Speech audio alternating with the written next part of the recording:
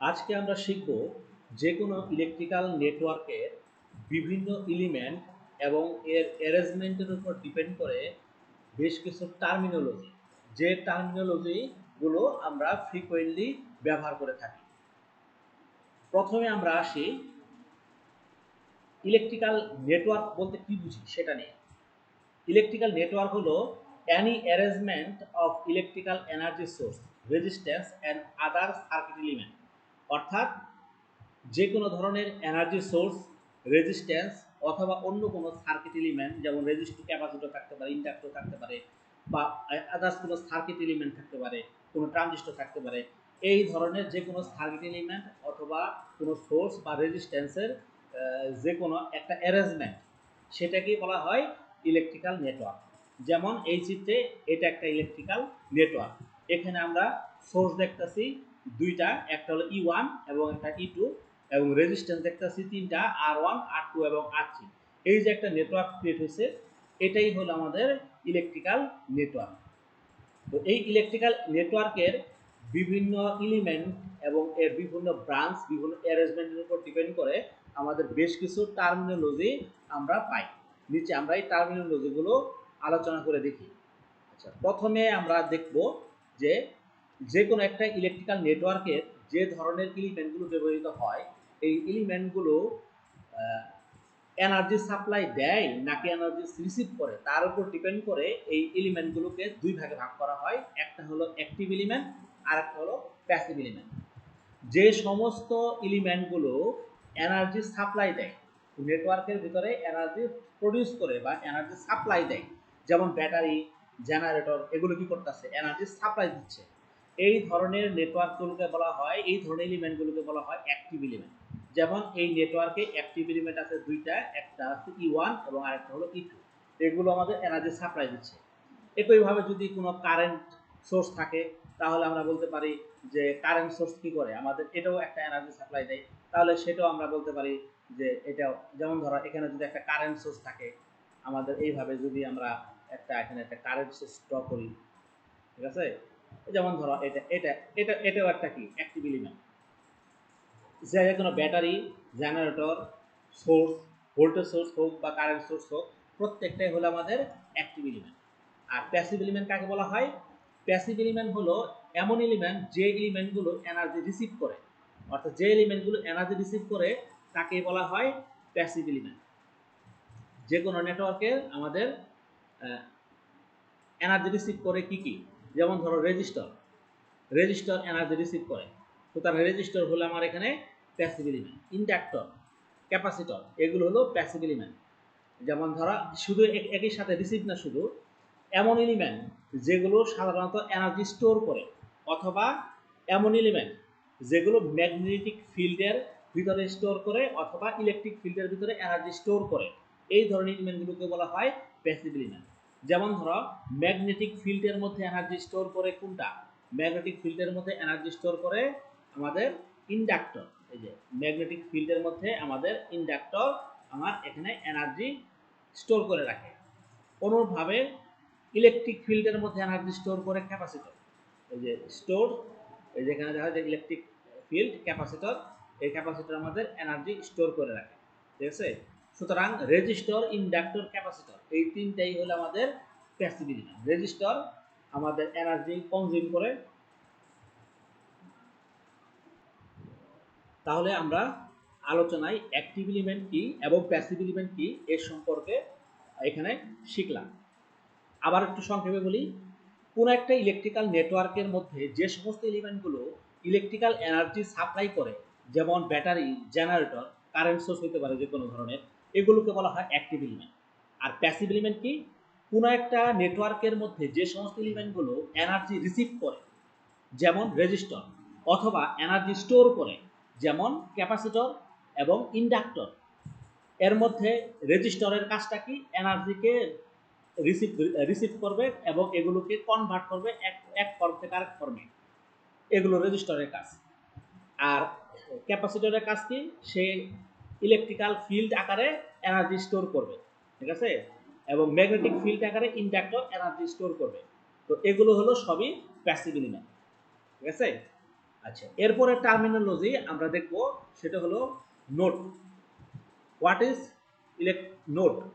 আচ্ছা, আমরা একটু এটা দেখি এই চিত্রে। নোড কাকে বলা হয়? যেখানে দুই বা ততোধিক এলিমেন্ট একত্রিত হয়, যে পয়েন্টে দুই বা ততোধিক এলিমেন্ট একত্রিত হয় সেটাকে বলা হয় নোড। অর্থাৎ নোড কি কাকে বলা হয়? Where two or more circuit elements are joint, যেখানে দুই বা ততোধিক সার্কিট এলিমেন্ট জয়েন হয় বা একত্রিত হয় সেটাকে বলা হয় নোড। যেমন উপরের চিত্রে এ বি সি ডি হলো নোড। যেমন ধরো খেয়াল করে দেখি আমরা এখানে, এই যে এখানে এই এতে আমাদের এই ব্যাটারি E1 এবং রেজিস্টর R1, এই দুইটা এলিমেন্ট এখানে জয়েন হয়েছে বা একত্রিত হয়েছে। সুতরাং এই এ পয়েন্ট হলো একটা নোড। আবার ধরো বি পয়েন্টে এখানে resistor R1, resistor R3, resistor R2 join হয়েছে বা একত্রিত হয়েছে, তাহলে এই বি পয়েন্টটা হলো একটা নোড। অনুরূপভাবে সি পয়েন্টে রেজিস্টর R3, ব্যাটারি E2 একত্রিত হয়েছে, সুতরাং এই সি পয়েন্ট হলো একটা নোড। অনুরূপভাবে এই ডি পয়েন্ট এটা বা এই পুরাটাই, ঠিক আছে, এই সম্পূর্ণ একই, এটা কমন শর্ট। সুতরাং এই যে পয়েন্টগুলো, এই পয়েন্টে ডি পয়েন্টে ব্যাটারি E1, রেজিস্টর R2 এবং ব্যাটারি E2 একত্রিত হয়েছে, সুতরাং এটা একটা নোড। সুতরাং যে পয়েন্টগুলোতে দুই বা ততোধিক এলিমেন্ট একত্রিত হয় তাকেই বলা হয় নোড। আচ্ছা, এরপরে আমাদের টার্ম যেটা আমরা ফ্রিকোয়েন্টলি ইউজ করি সেটা হলো জাংশন। তাহলে জাংশনের ডেফিনেশনে কি বলা আছে আমরা একটু খেয়াল করি। 3 or more circuit elements are joined, যেখানে 3 বা ততোধিক সার্কিট এলিমেন্ট একত্রিত হয় তাকে বলা হয় জাংশন। উপরের চিত্রে যাই, দেখি কোন জায়গায় 3 বা ততোধিক সার্কিট এলিমেন্ট একত্রিত হয়েছে। আচ্ছা, উপরের এই চিত্রে আমরা দেখতে পাচ্ছি যে এ নোডে দুই বা ততোধিক দুইটা এলিমেন্ট একত্রিত হয়েছে, তাহলে এটা আমাদের জাংশন না। বি নোডে খেয়াল করে দেখো, R1, R2 এবং R3 তিনটা এলিমেন্ট একত্রিত হয়েছে, তাহলে আমাদের সংজ্ঞা কি? 3 বা ততোধিক জাংশন সার্কিট এলিমেন্ট একত্রিত হলে সেটাকে বলা হয় জাংশন। যেহেতু বি নোডে আমাদের R1, R2 এবং R3 তিনটা এলিমেন্ট একত্রিত হয়েছে, তাহলে বি নোডটা একটা জাংশন, ঠিক আছে। তো এটা নোডও, এটা জাংশনও। এ শুধুমাত্র নোড, এটা জাংশন না। কিন্তু এখানে বি কি? এটা নোড এবং জাংশন। সি দুইটা এলিমেন্ট একত্রিত হয়েছে, সুতরাং এটা শুধু নোড, এটা জাংশন না। আবার ডিতে খেয়াল করে দেখো, E1, E2 এবং R2 তিনটা এলিমেন্ট একত্রিত হয়েছে, সুতরাং ডি একটা জাংশন, একই সাথে ডি একটা নোড, ঠিক আছে। তাহলে জাংশন হইতে গেলে কন্ডিশন হলো 3 বা ততোধিক সার্কিট এলিমেন্ট একত্রিত হইতে হবে। এই চিত্রে বি পয়েন্ট এবং ডি পয়েন্টে 3 বা ততোধিক সার্কিট এলিমেন্ট একত্রিত হয়েছে, সুতরাং বি পয়েন্ট এবং ডি পয়েন্ট হলো নোড। আর বাদ বাকি যে পয়েন্টগুলো আছে, অর্থাৎ বি পয়েন্ট এবং ডি পয়েন্ট হলো জাংশন। এখানে বি পয়েন্ট এবং ডি পয়েন্টে 3 বা ততোধিক সার্কিট এলিমেন্ট একত্রিত হয়েছে, সুতরাং বি এবং ডি হলো জাংশন। বাদ বাকি যে পয়েন্টগুলো আছে এ, সি, এগুলোতে দুইটা সার্কিট এলিমেন্ট একত্রিত হয়েছে, সুতরাং এগুলো নোড।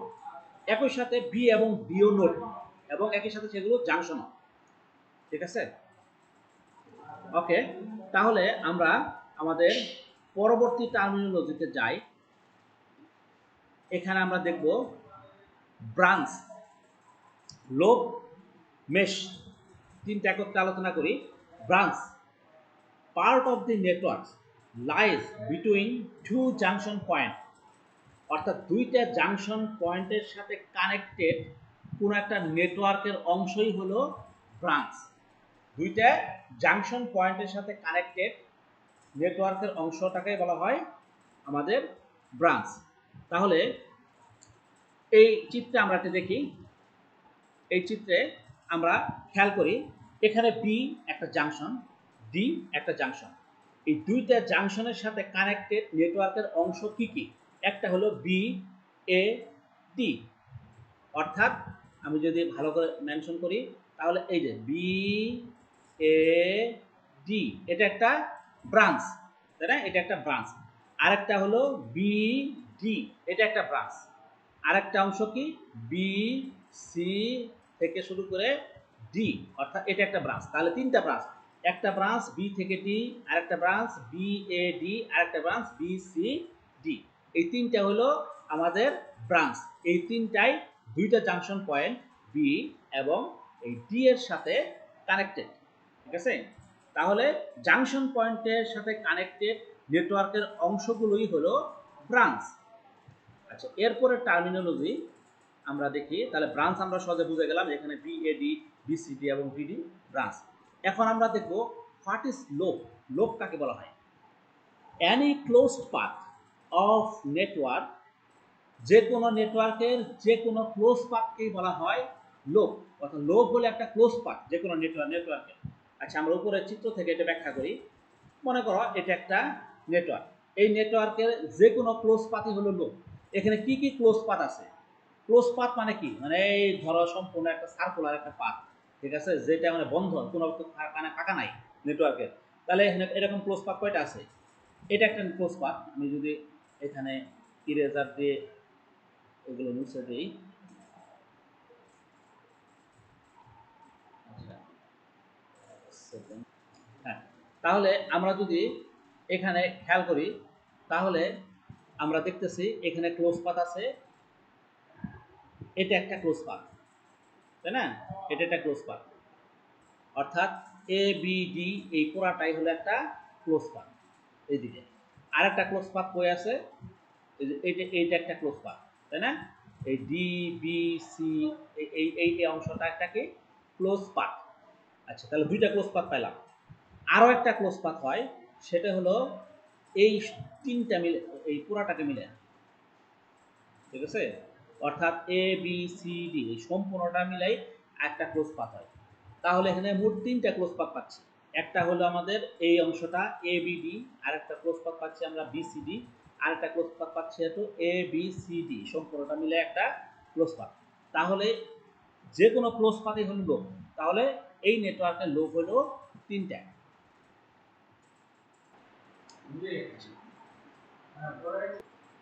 হ্যাঁ, তাহলে আমরা লোভ দেখলাম যে হোয়াট ইজ লোভ।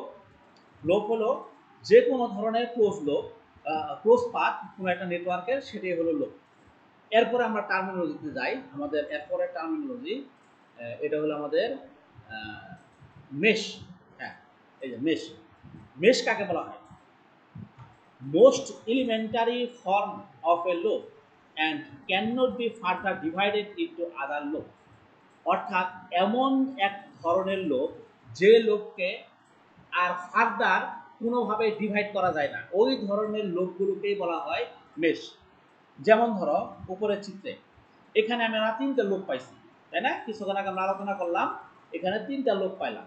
এর মধ্যে একটা লোভ ছিল আমাদের এ বি ডি, আরেকটা লোভ ছিল আমাদের বি সি ডি, আরেকটা লোভ ছিল আমাদের এ বি সি ডি, অর্থাৎ দুইটা মিলে একটা। এই তিনটা লোভের মধ্যে খেয়াল করে দেখো যে এ বি সি ডি যে লোভটা আছে, অর্থাৎ এই সবগুলো মিলে যেটা হয়, এইটাকে দুই ভাগে ভাগ করা যায়। একটা হলো এবিডি এবং আরেকটা হলো বিসিডি, ঠিক আছে? সুতরাং এই তিনটা লোভের মধ্যে শুধুমাত্র এবিডি এবং বিসিডি যেটাকে ফার্দার আর ভাগ করা যায় না, সেই দুইটা লোভকেই বলা হয় মেশ। অর্থাৎ মেশ হলো এক ধরনের লোভ যে লোভকে ফার্দার ভাগ করা যায় না, ঠিক আছে? অর্থাৎ এমন এক ধরনের লোভ যেগুলোকে ফার্দার ভাগ করা যায় না, তাকেই বলা হয় মেশ। তাহলে এখানে মেশ কয়টা? দুইটা। একটা হলো এবিডি, অর্থাৎ এই লোভটা, ঠিক আছে? আরেকটা মেশ কোনটা? বিসিডি, অর্থাৎ এই লোভটা। এই দুইটা হলো এখানে মেশ। আচ্ছা, আমি তাহলে এটাকে ডিলিট করে দিয়ে আমরা ফার্দার প্রসিডিউর। তাহলে আমরা আবার ক্লিয়ার করি যে এখানে টার্মিনোলজিগুলো কি কি পড়লাম, এক ব্যাক আবার একটু বলি।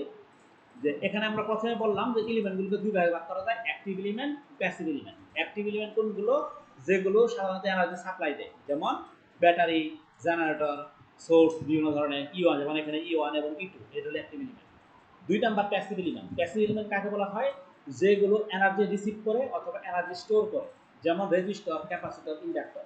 রেজিস্টর এনার্জি রিসিভ করে, কনজিউম করে, আর ক্যাপাসিটর ইন্ডাক্টর হলো এনার্জি স্টোর করে। এরপর আমরা করছি কি, এরপর আমরা দেখছি হলো এই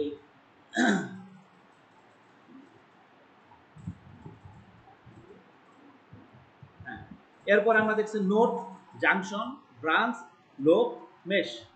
নোড কাকে বলা হয়? যেখানে দুই বা ততোধিক এলিমেন্ট আইসা মিলিত হয় যে পয়েন্টে, সেটাকে বলে নোড। যেমন এখানে এ বি সি ডি এগুলো নোড। আর জাংশন কাকে বলা হয়? যেখানে তিন বা ততোধিক এলিমেন্ট আইসা মিলিত হয়, যেখানে এখানে বি এবং ডি হলো আমাদের জাংশন। এখানে তিন বা ততোধিক এলিমেন্ট একত্রিত হয়েছে। এরপর আমরা কি পাইছি? লোপ। লোপ জিনিসটা কি? অর্থাৎ কোনো একটা নেটওয়ার্কের ভিতরে যতগুলো ক্লোজ পাথ আছে সেগুলোকে বলা হয় লোপ। যেমন এখানে তিনটা ক্লোজ পাথ, একটা হলো এই অংশ অর্থাৎ এবিডি, আর একটা হলো বিসিডি, আর একটা হলো এবিসিডি, দুইটা মিলে, ঠিক আছে? এই তিনটা ক্লোজ পাথ এখানে আছে। আবার মেশ কাকে বলা হয়? এমন ধরনের ক্লোজ পাথ যেগুলোকে ফার্দার আর ভাগ করা যায় না। যেমন এখানে আমাদের কি আছে? এবিডি এবং বিসিডি, এগুলোকে ফার্দার ভাগ করা যায় না, সুতরাং এই ধরনের লোককে বলা হয় মেশ। ব্রাঞ্চ কাকে বলা হয়? দুইটা জাংশনের মধ্যবর্তী যে টার্মিনালগুলো আছে, দুইটা জাংশনের মধ্যবর্তী নেটওয়ার্ক, সেটাকে বলা হয় জাংশন। যেমন ধরো এখানে বি এবং ডি দুইটা জাংশন, দুইটা জাংশনের মধ্যবর্তী নেটওয়ার্ক কি আছে? বিএডি, বিডি এবং বিসিডি, এই তিনটা হলো এই নেটওয়ার্কের জাংশন, ঠিক আছে? তাহলে এই হলো আমাদের টার্মিনোলজি। এই টার্মিনোলজিগুলো আমরা বিভিন্ন পারপাসে আমরা সামনে ব্যবহার করব। ওকে, তাহলে আমরা নেটওয়ার্ক টার্মিনোলজি শেষ করলাম। এখন আমরা আলোচনা করব টাইপ অফ সোর্স নিয়ে, অর্থাৎ সোর্সের বিভিন্ন ধরনের প্রকারভেদ। আমরা তখন আলোচনা করছি সোর্স, বিভিন্ন ধরনের সোর্স নিয়ে আলোচনা করছি, ভোল্টেজ সোর্স হতে পারে, কারেন্ট সোর্স হতে পারে, আমরা দেখছি। তো এই সোর্সগুলোর এখন প্রকারভেদ। প্রথমেই আমাদের একটা সোর্স সে স্বাধীন নাকি স্বাধীন না তার উপর ডিপেন্ড করে সোর্সকে দুই ভাগে ভাগ করা হয়। একটা হলো ইন্ডিপেন্ডেন্ট সোর্স, আর একটা হলো ডিপেন্ডেন্ট সোর্স। নাম থেকে আমরা বুঝতে পারতেছি যে ধরনের সোর্সগুলো স্বাধীনভাবে এনার্জি সাপ্লাই করতে পারে ওই ধরনের সোর্সগুলোকে বলা হয় ইন্ডিপেন্ডেন্ট সোর্স, ঠিক আছে? আর ডিপেন্ডেন্ট সোর্স কোনগুলো? যে ধরনের সোর্স স্বাধীনভাবে এনার্জি সাপ্লাই করতে পারে না, অন্য কোনো ফ্যাক্টর, অন্য কোনো ব্রাঞ্চ, অন্য কোনো ব্রাঞ্চের ভোল্টেজ বা কারেন্টের মানের উপর নির্ভর করে ওই সোর্সের মান নির্ভর করে, অর্থাৎ ওই সোর্স কতটুকু ভোল্টেজ সাপ্লাই দিবে তা যদি অন্য কোনো ফ্যাক্টরের উপর নির্ভর করে, তাহলে তাকে বলা হয় ডিপেন্ডেন্ট সোর্স। আর ইন্ডিপেন্ডেন্ট সোর্স কি? ইন্ডিপেন্ডেন্টলি যে ধরনের যে কোনো সোর্স যেটা পাওয়ার সাপ্লাই করে সেগুলোকে বলা হয় ইন্ডিপেন্ডেন্ট সোর্স। যেমন আমাদের নর্মাল লাইফে যতগুলো সোর্স ব্যবহার করে, ব্যাটারি, জেনারেটর, এগুলো সবই হলো ইন্ডিপেন্ডেন্ট সোর্স, ঠিক আছে? তাহলে আমরা দেখতেছি a ideal independent source is an active element that provides a specified voltage or current that is completely independent of other circuit element। অর্থাৎ এমন সোর্স যেগুলো আমাদের অন্য কোনো সার্কিট এলিমেন্টের উপর ডিপেন্ডেন্ট না, সম্পূর্ণ স্বাধীনভাবে সে আমাদের একটা ফিক্সড ভোল্টেজ বা কারেন্ট সাপ্লাই করে, একটা স্পেসিফাইড ভোল্টেজ বা কারেন্ট সাপ্লাই করে, সেই ধরনের সোর্সগুলোকে বলা হয় ইন্ডিপেন্ডেন্ট সোর্স। এখানে আমাদের বেশ কিছু ইন্ডিপেন্ডেন্ট সোর্সের সিম্বল দেওয়া আছে।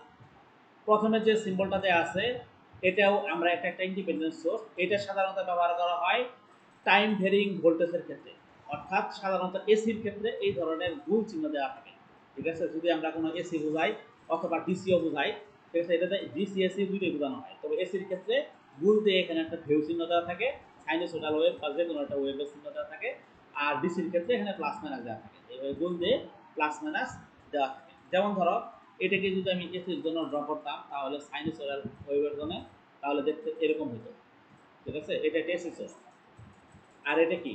এটা ডিসি সোর্স। ডিসি সোর্সকে বলা হয় কনস্ট্যান্ট, এটা হয় constant voltage source. Constant voltage source হলো আমাদের এটা। আর টাইম ভেরিং যদি বোঝাই, টাইম ভেরিং, এই যে টাইম ভেরিং ভোল্টেজ মানে হলো এসি। এই টাইম ভেরিং ভোল্টেজ কোনটা? এই যে এটা, ঠিক আছে? তো এই ধরনের সোর্স আমরা ব্যবহার করি, এটা হলো ইন্ডিপেন্ডেন্ট ভোল্টেজ সোর্সের সিম্বল। আচ্ছা, এরপরে সিম্বলটা এটা আমাদের কনস্ট্যান্ট ভোল্টেজ বা ডিসি ভোল্টেজের জন্য ব্যবহার হয়। এটা একদম পিওর ডিসি ভোল্টেজের জন্য আমরা এতদিন ব্যবহার করে আসছি এই এই এই সিম্বলটা, ঠিক আছে? এই যে প্লাস মাইনাস এই সিম্বলটা, ঠিক আছে? আবার যদি এই ধরনের কোনো একটা সিম্বল ব্যবহার করি, এই যে যেমন ধরো বিভিন্ন জায়গায় তোমরা দেখতে পারো, ঠিক আছে? এটা এটা সাধারণত গ্রুপ অফ ব্যাটারি, অর্থাৎ একটা ব্যাটারির বিভিন্ন গ্রুপ অফ ব্যাটারি, একটা পিছনে একটা লাগায় যে ব্যাটারির সিম্বল হয়, এটা হলো সেই ব্যাটারির সিম্বল। ঠিক আছে, এই ধরনের যদি সিম্বল থাকে, তো এগুলো সবই হলো আমাদের ইন্ডিপেন্ডেন্ট ভোল্টেজ সোর্স। এখন কারেন্ট সোর্স আমরা দেখি, এটা একটা কারেন্ট সোর্স। ঠিক আছে, কারেন্ট সোর্সের কাজটা কি? সে কনস্ট্যান্ট কারেন্ট সাপ্লাই দিবে। আমরা জানি কারেন্ট সোর্স হলো একটা কনস্ট্যান্ট কারেন্ট সাপ্লাই দেয়। ঠিক আছে, তাহলে এটা হলো আমাদের একটা কারেন্ট সোর্সের সিম্বল।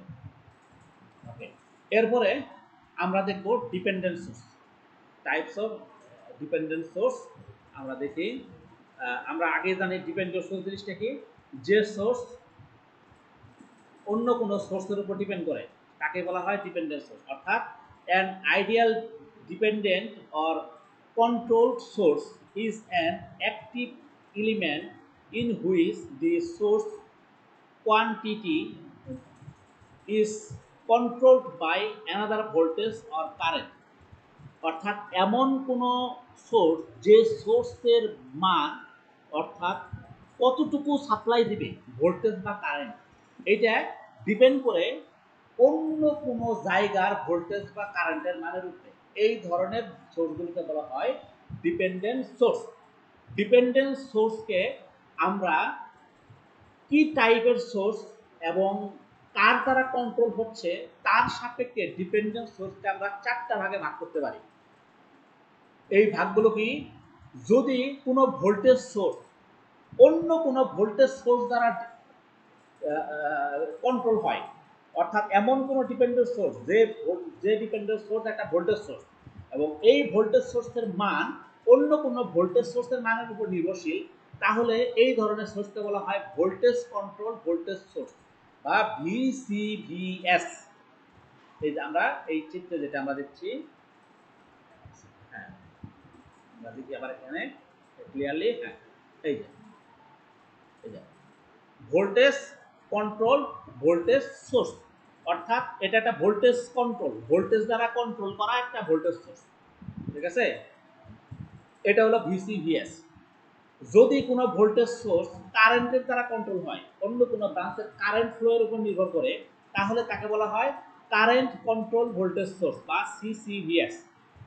আবার বলি, যদি কোনো ভোল্টেজ সোর্স অন্য কোনো ব্রাঞ্চের কারেন্টের মানের উপর নির্ভর করে, তাহলে তাকে বলা হয় কারেন্ট কন্ট্রোল ভোল্টেজ সোর্স বা সিসিভিএস। যদি কোনো কারেন্ট সোর্স যদি অন্য কোনো ব্রাঞ্চের ভোল্টেজের উপর নির্ভর করে, তাকে বলা হয় voltage control current source. Voltage control current source অর্থাৎ এমন একটা কারেন্ট সোর্স যেটার মান অন্য কোনো ব্রাঞ্চের ভোল্টেজের উপর নির্ভর করে। ঠিক আছে, আরেক ধরনের আমরা ডিপেন্ডেন্ট সোর্স দেখতে পাই যাকে বলা হয় কারেন্ট কন্ট্রোল কারেন্ট সোর্স। অর্থাৎ এটা এমন এক ধরনের কারেন্ট সোর্স যে কারেন্ট সোর্সের মান অন্য কোনো ব্রাঞ্চের কারেন্টের মানের উপর নির্ভর করে। এই ধরনের কারেন্ট সোর্সকে বলা হয় কারেন্ট কন্ট্রোল কারেন্ট সোর্স বা সিসিসিএস। ঠিক আছে, হ্যাঁ তাহলে আমরা এই চারটে টাইপের যে আমরা সোর্স দেখলাম, এগুলো আমরা বিভিন্ন সার্কিটে ব্যবহার করতে পারি। যে কোনো সার্কিট হতে পারে ভোল্টেজ কন্ট্রোল ভোল্টেজ সোর্স, অথবা সেই ডিপেন্ডেন্ট সোর্সটা হতে পারে কারেন্ট কন্ট্রোল কারেন্ট সোর্স। আমরা যখন সামনে এক্সাম্পল দেখবো, বিভিন্ন ধরনের ম্যাথ করব, তখন এইগুলোর আমরা দৃষ্টান্ত আমরা সার্কিট থেকে দেখতে পাবো। নিচে ধরো এখানে একটা এক্সাম্পল দেওয়া আছে। ঠিক আছে, খেয়াল করে দেখো যে, আরেকটা বলি, এই যে এটা হলো ডিপেন্ডেন্ট সোর্সের সিম্বল। ভোল্টেজের ক্ষেত্রে ডিপেন্ডেন্ট সোর্সের সিম্বল হলো আমাদের এই ডায়মন্ড শেপ। এই ডায়মন্ড শেপ দিয়ে ভোল্টেজ প্লাস মাইনাস, এটা হলো আমাদের ভোল্টেজ সোর্সের সিম্বল। এটা হইতে পারে কারেন্ট কন্ট্রোল ভোল্টেজ কন্ট্রোল। এই ভোল্টেজ সোর্সটা কারেন্ট কন্ট্রোল কিনা নাকি ভোল্টেজ কন্ট্রোল কিনা, এটা সার্কিটে অ্যাপ্লাই করা না দেখলে আমরা বুঝতে পারবো না। ঠিক আছে, প্রত্যেকটা ডিপেন্ডেন্ট সোর্সের ভোল্টেজ সোর্স এই ডায়মন্ড শেপের হয় এবং কারেন্ট সোর্সও ডায়মন্ড শেপের হয়। কারেন্ট সোর্সের ক্ষেত্রে এখানে একটা তীর চিহ্ন থাকে, আর ভোল্টেজ সোর্সের ক্ষেত্রে এখানে প্লাস মাইনাস থাকে। ঠিক আছে, যদি এটা এসি সোর্স হতো তাহলে এখানে একটা ঢেউ চিহ্ন থাকতো। ঠিক আছে, এটা হলো আমাদের ডিপেন্ডেন্ট সোর্সের সিম্বল, এটা সবসময় ডায়মন্ড শেপের হয়। ঠিক আছে, তাহলে আমরা ডিপেন্ডেন্ট সোর্স দেখলাম চার ধরনের: voltage control, current control, current source, voltage source. ঠিক আছে, এগুলো আমরা দেখলাম। এখানে একটা এক্সাম্পল দেখি, এখানে একটা ডিপেন্ডেন্ট সোর্স আছে, এই যে একটা ডিপেন্ডেন্ট সোর্স, এটা কি? এটা একটা ভোল্টেজ সোর্স, তাই না? যে প্লাস মাইনাস আছে, ডায়মন্ড শেপ, এটা একটা কি ডিপেন্ডেন্ট সোর্স। এই ডিপেন্ডেন্ট সোর্সটা ভোল্টেজ দিয়ে কন্ট্রোল নাকি কারেন্ট দিয়ে কন্ট্রোল আমরা কেমনে বুঝবো? এটা বোঝার উপায় হলো এর মানটা এখানে কি দেওয়া আছে 10i, আই দেওয়া আছে তাই না? আই কি? আই হলো এই ব্রাঞ্চের কারেন্ট, এই ব্রাঞ্চের কারেন্ট। সুতরাং এই ভোল্টেজ সোর্সটা কারেন্টের উপর নির্ভরশীল। তাহলে এটা কি? এটা হলো কারেন্ট কন্ট্রোল ভোল্টেজ সোর্স। তাহলে এটা হবে আমাদের কারেন্ট কন্ট্রোল ভোল্টেজ সোর্স। ঠিক আছে? কিভাবে বুঝলাম? কারণ এই যে এখানে আই দেয়া আছে, এই আই মানে কি? এই ব্রাঞ্চের কারেন্ট। ঠিক আছে? যদি এখানে আই না দিয়ে এই কোনো ভোল্টেজ দেওয়া থাকতো, ভি দেওয়া থাকতো, ধরো ভি1 বা ভি2 এরকম দেওয়া থাকতো, আর এখানে মেনশন করা থাকতো ভি1 বা ভি2, তাহলে এটা হয়তো আমাদের ভোল্টেজ কন্ট্রোল ভোল্টেজ সোর্স। ঠিক আছে? এইভাবে আমরা সার্কিট থেকে আমরা বুঝতে পারবো যে এই ভোল্টেজ সোর্সটা বা কারেন্ট সোর্সটা, ডিপেন্ডেন্ট সোর্স যেটা আমরা ব্যবহার করতেছি, এটা কি টাইপের, এটা কারেন্ট কন্ট্রোল নাকি voltage control.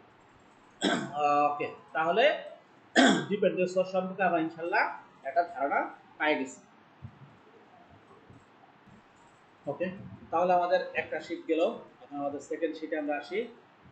Concept of EMF and potential difference, এগুলো আমরা আলোচনা করছি। এখানে কিছু এক্সাম্পল আছে, কিছু ম্যাথমেটিক্যাল প্রবলেম। ঠিক আছে? এই কিছু ম্যাথমেটিক্যাল প্রবলেম আমরা একটু দেখার চেষ্টা করি। ঠিক আছে? খেয়াল করে দেখো এখানে কি বলা আছে, find the voltage VS and current I1 and I2 for the network shown below। এখানে একটা নেটওয়ার্ক দেওয়া আছে যেখানে আমাদের বের করতে বলা হয়েছে ভোল্টেজ ভিএস এর মান, অর্থাৎ এই ভোল্টেজটা, অর্থাৎ এটা একটা কারেন্ট সোর্স। এই কারেন্ট সোর্সের অ্যাক্রসে একটা ভোল্টেজ বের করতে বলা আছে, এবং এই I1 কারেন্ট এবং I2 কারেন্টটা বের করতে বলা হয়েছে। ঠিক আছে? I1 I2 এবং এটা। আচ্ছা, এটা তাহলে আমরা কিভাবে সলভ করব? যেখানে হিউজ দেওয়া আছে, কিভাবে সলভ করা যায় হিউজ দেওয়া আছে, আমরা একটু খেয়াল করে দেখি। প্রথমে কি কি বের করতে বলছে এটা আমাদের বুঝতে হবে। ভোল্টেজ ভিএস, এই ভিএস ভোল্টেজটা। আচ্ছা, এই ভিএস ভোল্টেজটার মান কত হতে পারে? খেয়াল করে দেখি। আমরা জানি কি প্যারালাল ব্রাঞ্চে ভোল্টেজ সমান, তাই না? এই ব্রাঞ্চের ভোল্টেজ হলো 12 ভোল্ট। এটা কি ভোল্টেজ 12 ভোল্ট। এই ব্রাঞ্চের প্যারালাল কি এটা না? তারপর এটাও তো প্যারালাল ব্রাঞ্চ। তাহলে এই ব্রাঞ্চের ভোল্টেজ যদি 12 ভোল্ট হয়, তাহলে এই প্যারালাল ব্রাঞ্চের ভোল্টেজও হবে 12 ভোল্ট। তাহলে এই কারেন্ট সোর্সের অ্যাক্রসে ভোল্টেজ থাকবে কত? ভিএস এর মান কত হবে? 12 ভোল্ট। সুতরাং আমরা এখান থেকে ইজিলি লিখতে পারি যে কি লিখতে পারি? সুতরাং লিখতে পারি ভিএস ইকুয়াল টু ই সমান সমান 12 ভোল্ট। কেন লিখতে পারি? কারণ এটার সাথে এটা প্যারালাল ব্রাঞ্চে ভোল্টেজ হলো সমান।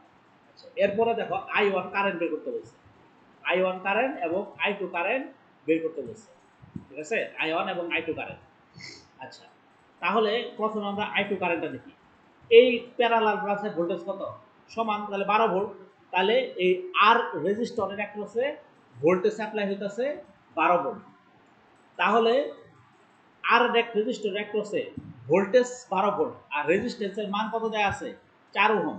তাহলে আমরা রেজিস্ট্যান্স জানি, ভোল্টেজ জানি।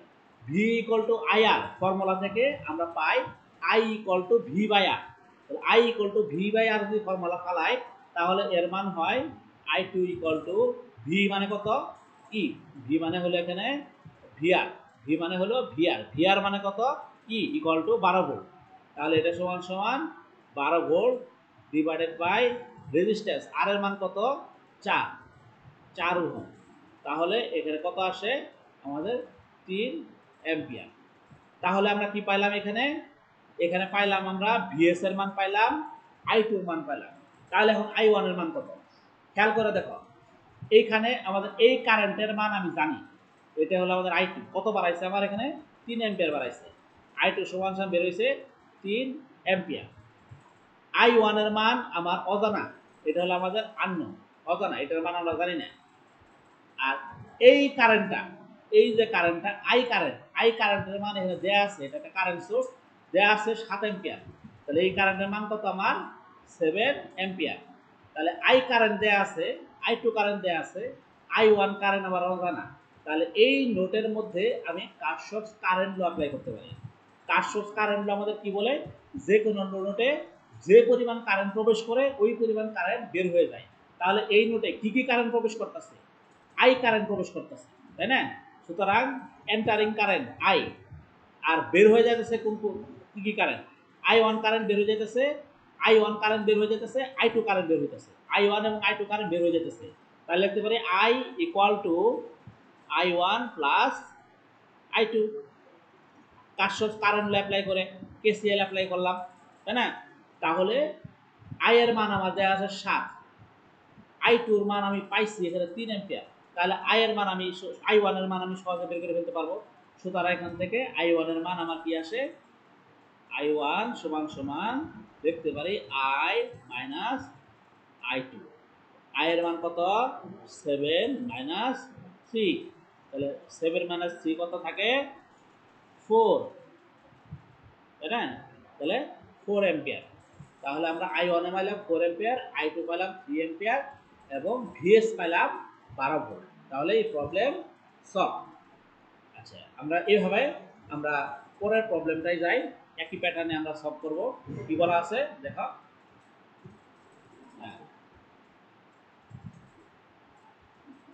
Determine determine the current I1 and the voltage Vs for the network shown below। নিচে একটা নেটওয়ার্ক দেয়া আছে, একটা সার্কিট দেয়া আছে, এখানে আমার বের করতে বলছে I1 কারেন্ট। I1 কারেন্ট কোন কারেন্টটা, এই যে এই কারেন্টটা, অর্থাৎ এই যে এই ব্রাঞ্চের ভিতরে যে কারেন্ট যাচ্ছে সেই কারেন্ট হলো I1 কারেন্ট বের করতে বলছে। এবং বের করতে বলছে কি, Vs ভোল্টেজ, অর্থাৎ এই কারেন্ট সোর্সের দুই প্রান্তের ভোল্টেজটা বের করতে বলছে। ঠিক আছে, তাহলে এটা আমরা কিভাবে বের করব? আচ্ছা, খেয়াল করে দেখো, এখানে আমার কারেন্টের মান দেওয়া আছে, কত দেওয়া আছে, 6 অ্যাম্পিয়ার। তাহলে এই কারেন্ট, মেইন কারেন্ট আমার দেওয়া আছে 6 অ্যাম্পিয়ার। এই কারেন্ট দুই ভাগে ভাগ হইতেছে, একটা কারেন্ট এই দিক দিয়ে যাইতেছে আর একটা কারেন্ট এই দিক দিয়ে যাইতেছে। এখানে রেজিস্ট্যান্সের মান আছে, এখানে রেজিস্ট্যান্সের মান আছে। আমরা জানি যদি কোনো নেটওয়ার্কের মেইন কারেন্টের মান দেওয়া থাকে, একই সাথে ওই নেটওয়ার্কের বিভিন্ন ব্রাঞ্চের রেজিস্ট্যান্সের মান দেওয়া থাকে, তাহলে আমরা সেখানে কারেন্ট ডিভাইডার রুল অ্যাপ্লাই করে সেই প্রত্যেকটা ব্রাঞ্চের কারেন্টের মান বের করতে পারি। আবার বলতেছি, যদি কোনো একটা নেটওয়ার্কের মেইন কারেন্টের মান দেওয়া থাকে এবং ওই নেটওয়ার্কের প্রত্যেকটা ব্রাঞ্চের রেজিস্ট্যান্সের মান দেওয়া থাকে, তাহলে ওই নেটওয়ার্কের প্রত্যেকটা ব্রাঞ্চের মধ্যে দিয়ে কি পরিমাণ কারেন্ট ফ্লো করতেছে সেটা আমরা কারেন্ট ডিভাইডার রুল অ্যাপ্লাই করে বের করতে পারি। তাহলে আমরা এখানে দেখতেছি মেইন কারেন্টে আছে এবং ওই ব্রাঞ্চের রেজিস্ট্যান্সে আছে। তাহলে এখানে যদি আমরা কারেন্ট ডিভাইডার রুল অ্যাপ্লাই করি, তাহলে সহজেই আমরা এখানে I1 কারেন্টটাকে বের করতে পারবো। তাহলে এখানে আমরা যদি কারেন্ট ডিভাইডার রুল অ্যাপ্লাই করি, তাহলে I1 কি পাবো, I1 ইকুয়াল টু লিখতে পারি, কারেন্ট ডিভাইডার রুলের ফর্মুলাটা কি, কারেন্ট ডিভাইডার রুলের ফর্মুলাটা হলো আমাদের যে ব্রাঞ্চের কারেন্ট বের করতে হবে তার বিপরীত ব্রাঞ্চের রেজিস্ট্যান্স, বিপরীত ব্রাঞ্চের রেজিস্ট্যান্স এখানে কত, R2, তাই না, ডিভাইডেড বাই দুই ব্রাঞ্চের রেজিস্ট্যান্সের যোগফল। তাহলে কত থাকে, R1 প্লাস R2 গুণন মেইন কারেন্ট। মেইন কারেন্ট কি, এখানে 6 অ্যাম্পিয়ার মেইন কারেন্ট, তাই না? তাহলে এই ফর্মুলা মান বসাই, R2 এর মান কত, এখানে আমাদের 1 ডিভাইডেড বাই R1 এর মান 2, 2 প্লাস 1 গুণন 6। হ্যাঁ, তাহলে এখানে পরে যাচ্ছি 3, তাই না, 2 আর 1 যোগ করলে হয় 3, 3 দুগুণে 6, তাহলে এখানে থাকে 2। তাহলে I1 কারেন্ট হলো আমাদের 2 অ্যাম্পিয়ার। তাহলে এখানে আমি I1 কারেন্টের মান পেয়ে গেলাম 2 অ্যাম্পিয়ার। এরপরে আমাদের কি বের করতে বলছে, আমাদের VS বের করতে বলছে। VS বের করতে পারবো কিভাবে, এখানে ধরো VS এর মান কত, এটা আমরা কিভাবে পাবো? এখন খেয়াল করে দেখো, এই ভোল্টেজটা আমাদের অজানা ভোল্টেজ বের করতে হবে, ঠিক আছে? এই ভোল্টেজের মানটা আমার জানা, এই ভোল্টেজটা কি এখানে +20 মানে কি, এটাও ধরো একটা ব্যাটারির মতো, ঠিক আছে, এটা ধরো একটা ব্যাটারি, এটা হলো প্লাস মাইনাস এরকম, অর্থাৎ এই দুটো শর্ট করা, মানে সার্কিটটা দেখতে ঠিক এরকম হবে। যদি আমরা এটাকে সার্কিটটা ড্র করতাম তাহলে দেখতে এরকম হইতো, ঠিক আছে। তাহলে এইখানে ধরো একটা ভোল্টেজ আমার জানা, এটা হলো 20 ভোল্ট, তাই না। এখন এই ব্রাঞ্চের কারেন্ট আমার জানা, এর কারেন্ট জানা থাকলে আমি সহজেই এই রেজিস্টর অ্যাক্রসের ভোল্টেজটা বের করে ফেলতে পারবো। তাহলে এই ভোল্টেজটা জানা, এই ভোল্টেজটা আমার জানা, তাহলে অজানা ভোল্টেজ আমি সহজে বের করতে পারি কি দিয়ে, কারশফ ভোল্টেজ ল অ্যাপ্লাই করে। তো তার আগে আবার কি করতে হবে, এই V1 ভোল্টেজটা আমার বের করতে হবে। সুতরাং V1 ভোল্টেজ এখানে কত হবে, V = IR ফর্মুলা, তাহলে এখানে I1 R1, এটা দিয়ে অ্যাপ্লাই করলাম। I1 এর মান কত আছে 2, R1 এর মান এখানে আছে কত 2, তাহলে 2 দুগুণে 4 ভোল্ট, V1 এর মান 4 ভোল্ট, তাহলে V1 এর মান আমি পাইলাম 4 ভোল্ট। এখন আমি অ্যাপ্লাই করব হলো কারশফ ভোল্টেজ ল। কারশফ ভোল্টেজ ল কি, যে কোনো একটা ক্লোজ লুপে voltage rise equal to voltage drop. খেয়াল করে দেখো, রেজিস্টরে V1 এর এটা প্লাস, এটা হলো মাইনাস, পোলারিটি ঠিক করলাম, এটা প্লাস এটা মাইনাস, পোলারিটি ঠিক করলাম, প্লাস মাইনাস পোলারিটি ঠিক করলাম। তাহলে আমরা যদি ক্লকওয়াইজ জার্নি শুরু করি, ভিএস এখানে কি ভোল্টেজ রাইজ হয়েছে, এখানে কি ভোল্টেজ ড্রপ হয়েছে, এখানে কি ভোল্টেজ ড্রপ হয়েছে। যদি কারশফ ভোল্টেজ ল না বুঝো তাহলে আমার কারশফ ভোল্টেজ লর আলোচনাটা দেখে আসো, ঠিক আছে। তাহলে এখানে ভোল্টেজ রাইজ, এখানে ভোল্টেজ ড্রপ, এখানে ভোল্টেজ ড্রপ, তাহলে আমরা লিখতে পারি plus VS minus V1 minus এই ভোল্টেজটা হলো 20 ভোল্ট, তাই না, এটা হলো আমাদের 20 ভোল্ট ইকুয়াল টু 0। তো এই ফর্মুলা অ্যাপ্লাই করে ভিএস ইকুয়াল টু লিখতে পারি V1 প্লাস 20 ভোল্ট। V1 এর মান কত পাইছি আমি এখানে 4 ভোল্ট, তাহলে এখানে মান যদি বসাই দেই তাহলে 4 প্লাস 20 সমান সমান আমার আসে কি 24, 24। তাহলে ভিএস এর মান কত আছে, ভিএস সমান সমান আছে 24, ঠিক আছে। তাহলে এইভাবে আমরা ভিএস এর মান বের করে ফেলতে পারি কারশফ ভোল্টেজ ল অ্যাপ্লাই করে। আচ্ছা, এই যে প্রবলেমগুলো, এই প্রবলেমগুলো বয়েল স্টেটের বইয়ে কইটা দেওয়া আছে, আমরা বয়েল স্টেটের বইটা ফলো করবা, ঠিক আছে। আমি তোমাদের এখানে দেখাইতেছি, এগুলো বয়েল স্টেটের বই থেকে নেওয়া আছে, তোমরা ইনশাআল্লাহ বয়েল স্টেটের বই দেখলেই এগুলো পাবা, ঠিক আছে। তাহলে আমরা আমাদের পরের প্রবলেমে যাই।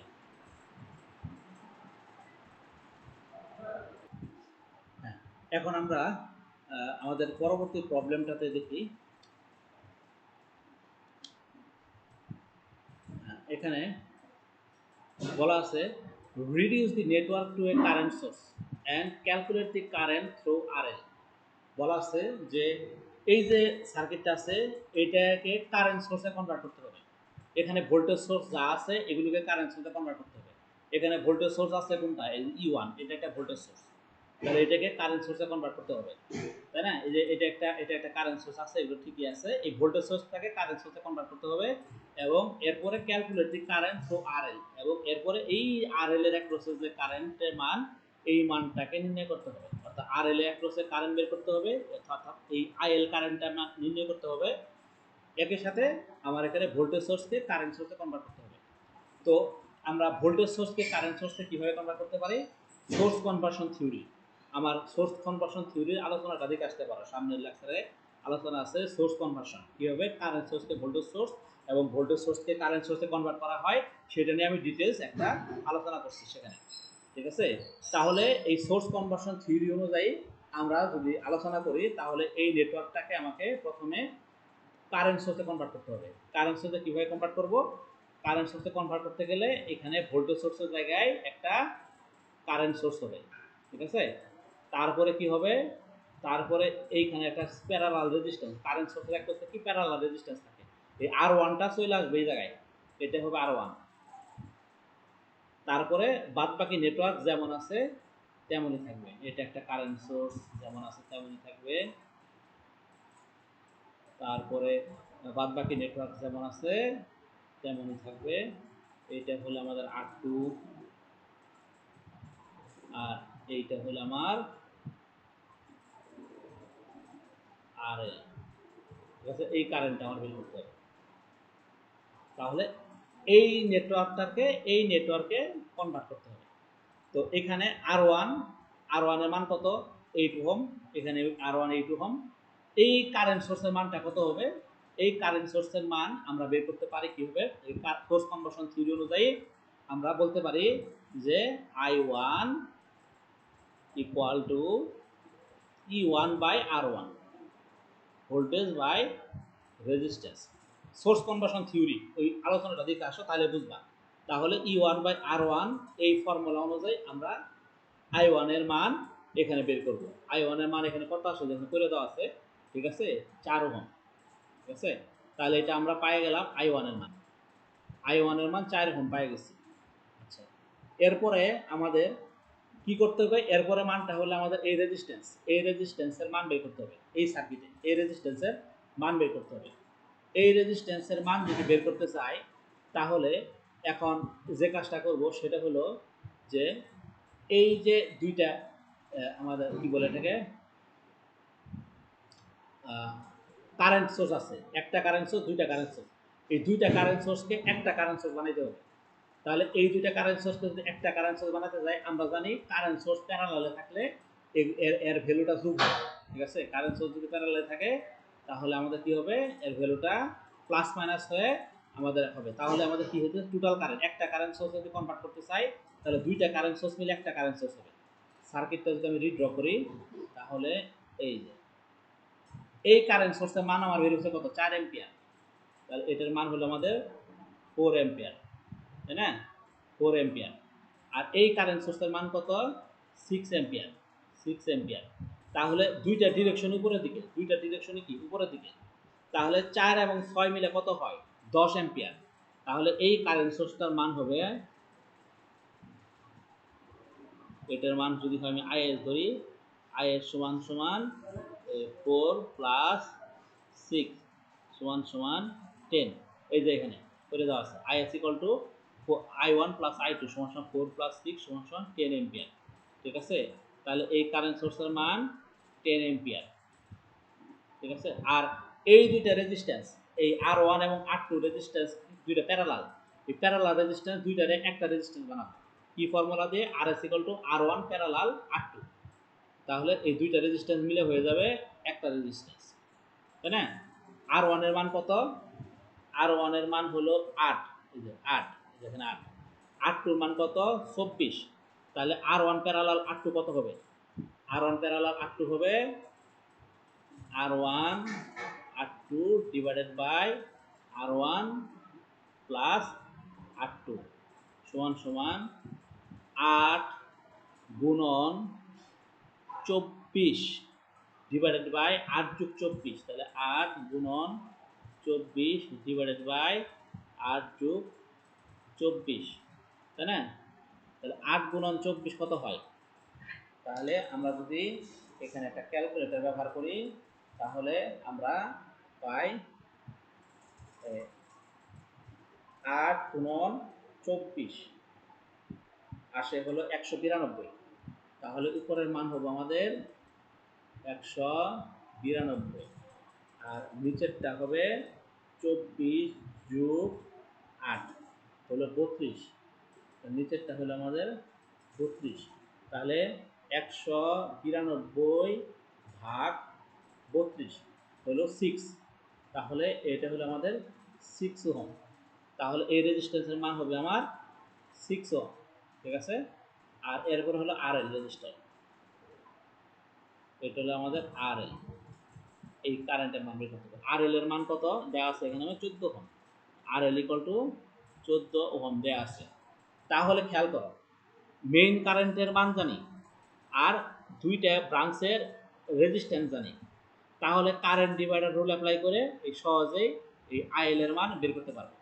সুতরাং আমরা যদি এখন কারেন্ট ডিভাইডার রুল অ্যাপ্লাই করি তাহলে আইএল ইকুয়াল টু আমি বলতে পারি যে ব্রাঞ্চের কারেন্ট বের করব তার বিপরীত ব্রাঞ্চের রেজিস্ট্যান্স 6 ডিভাইডেড বাই দুইটা রেজিস্ট্যান্সের যোগফল 6 যোগ 14 গুণন মূল কারেন্ট কত? 10, মূল কারেন্ট হলো 10। তাহলে এই মানটা যেটা বের হবে 14 20, তাহলে 6 ভাগ 20 গুণন 10, তাহলে 10 দুগুণে 20, 2 3 দুগুণে 6, তাই না, সমান সমান 3। তাহলে এখানে আমার কি থাকতেছে, আইএল সমান সমান থাকতেছে 3 অ্যাম্পিয়ার। তাহলে এই অনুযায়ী আমরা কি পেলাম, ভোল্টেজ সোর্সকে কারেন্ট সোর্সে কনভার্ট করলাম এবং তারপর স্টেপ বাই স্টেপ ম্যাথ করে আইএল এর মান বের করলাম। এইভাবে এই প্রবলেমটাকে আমরা সলভ করলাম। ঠিক আছে, এরপরে আমরা আরেকটা প্রবলেম আসি, determine the current I2 in the network. এই নেটওয়ার্কে I2 কারেন্টের মান, অর্থাৎ এই যে কারেন্টটা ফ্লো করতেছে এই কারেন্টের মানটা আমার বের করতে হবে। ঠিক আছে, খেয়াল করে দেখো, ভালো করে খেয়াল করো, এখানে I2 কারেন্টের মান বের করতে হবে। খেয়াল করে দেখো, এই সার্কিটে কারেন্ট সোর্সও আছে, ভোল্টেজ সোর্সও আছে। কোন সার্কিটে যদি কারেন্ট সোর্স ভোল্টেজ সোর্স দুইটাই থাকে, ওই সার্কিটের প্রবলেমগুলো সলভ করা কিছুটা কষ্টকর হয়ে যায়, কারণ দুই প্যাটার্নে দুই ধরনের সোর্স আছে। তো এই ধরনের সার্কিটের ক্ষেত্রে যদি সহজে সলিউশন করা না যায়, তখন এখানে I2 এর মান ইজি প্রসেসে বের করা যাবে না, মানে একটু ডিফিকাল্ট হয়ে যেতেছে। আরও বিভিন্ন প্রসেস আছে, আমরা যেগুলো আমরা ফার্দার আলোচনা করবো পরে। তারপরেও এটা নর্মালি এতদিন পর্যন্ত যা যা শিখছি, নর্মাল ওহমস ল দিয়ে আমরা সহজে এটাকে বের করতে পারি না, KVL KCL ইউজ করে সহজে বের করতে পারি না।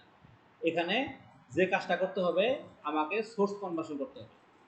হয় ভোল্টেজ সোর্সটাকে কারেন্ট সোর্স বানাইতে হবে, তা না হলে কারেন্ট সোর্সটাকে ভোল্টেজ সোর্স বানাইতে হবে। এই কারেন্ট সোর্সটাকে ভোল্টেজ সোর্স বানাইলে আমার এটা একটা সিরিজ সার্কিট হয়ে যায়, তখন আমার এটাকে সলভ করা খুব ইজি হয়ে যাবে। সুতরাং আমরা প্রথমে যে কাজটা করব, এই কারেন্ট সোর্সটাকে ভোল্টেজ সোর্সে কনভার্ট করব, অর্থাৎ সোর্স কনভার্সন করব। এই কনভার্সন যদি করি, তাহলে সার্কিটটা যদি আমরা রিড্র করি, তাহলে সার্কিটটা দেখতে হবে এরকম। যেহেতু কারেন্টের ডিরেকশন নিচের দিকে, এই জন্য ভোল্টেজ সোর্সের ডিরেকশন নিচের দিকে। ভোল্টেজ সোর্সের সাথে কি একটা রেজিস্ট্যান্স সিরিজে অ্যাড হয়, তাই না, একটা রেজিস্ট্যান্স সিরিজে অ্যাড হয়। আচ্ছা,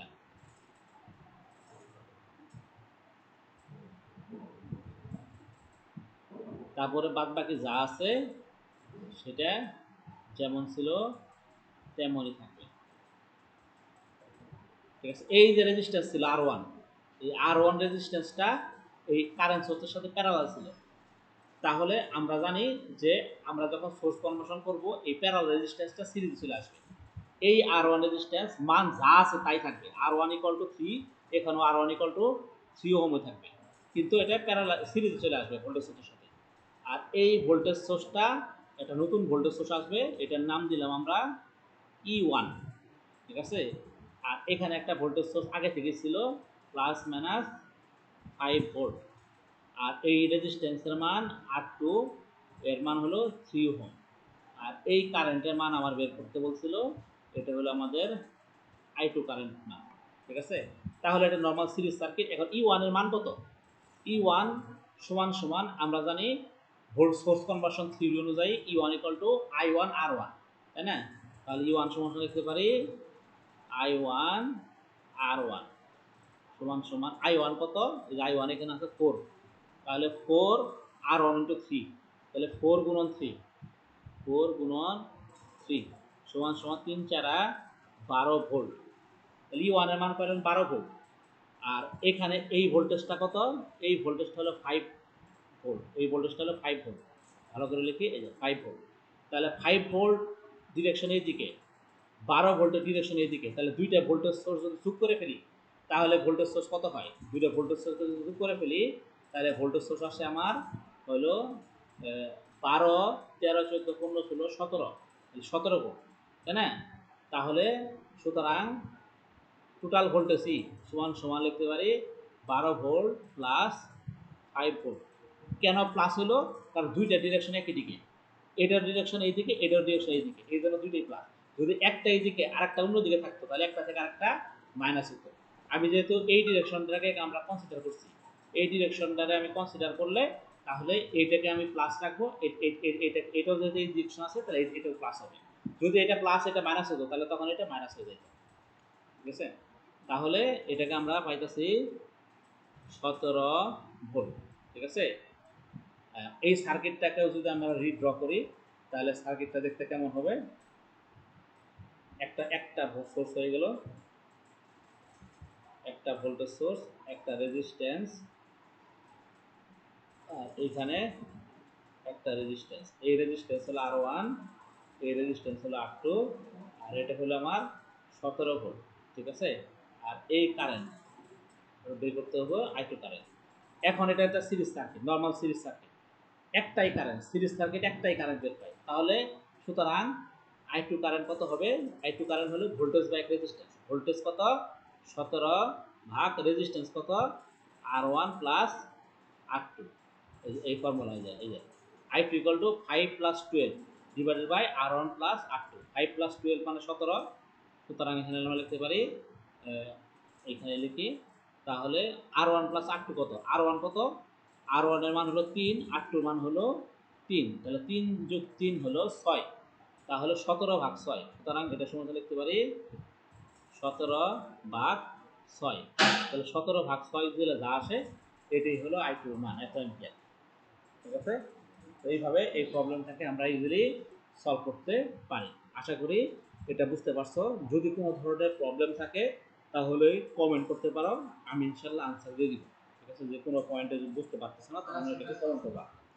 ঠিক আছে, তাহলে আজকের আলোচনা এ পর্যন্তই। ইনশাল্লাহ আমরা নেক্সট ক্লাসে আলোচনা করব এই ব্রাঞ্চ কারেন্ট অ্যানালাইসিস, এরপরে নোডাল অ্যানালাইসিস, মেশ অ্যানালাইসিস, এগুলো নিয়ে আলোচনা করব। ঠিক আছে।